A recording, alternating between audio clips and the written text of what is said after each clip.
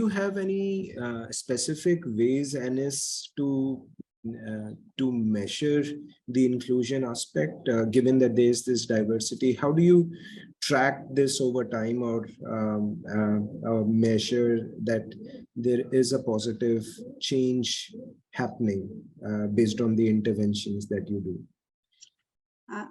Absolutely. I believe, as SAP also being a technology company, and a lot of our dashboards are about measurements, from a diversity perspective also, we are very mindful of what we measure. So in terms of the diversity of our people, we definitely look at the gender diversity. We see how we have been able to improve the representation across different levels, different business units, and different regions.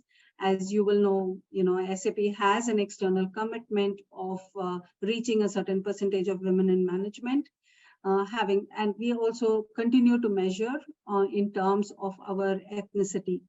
We again have an external commitment in terms of focusing and doubling down on the representation of Black African Americans and other underrepresented ethnicities in the company. We continue to do that.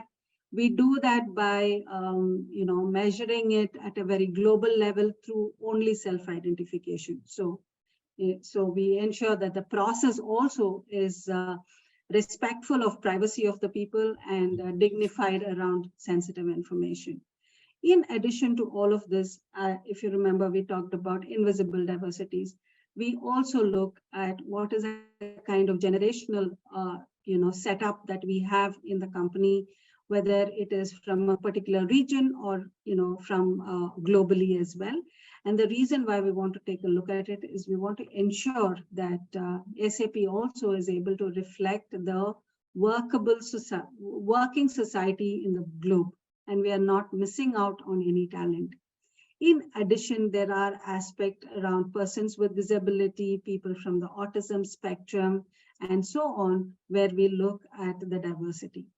Now, for the inclusion part, and we are working towards a little bit more of self-identification that is in the works, and we hope we can be able to get and understand the diversity of a company in a little bit more deeper manner. With regard to the inclusion part, we measure our inclusion every year along with our people survey. We call it the #unfiltered, and what we have is 3 specific questions around how people are feeling the equal opportunity and whether they are feeling the inclusion and belonging in the company. And I'm very happy to say that over the years, we have seen improvement happening across the company with regard to our D&I index. But at the same time, we're also seeing that the experience of equal opportunity between men and women across generations, across different age groups, and across different regions are also improving.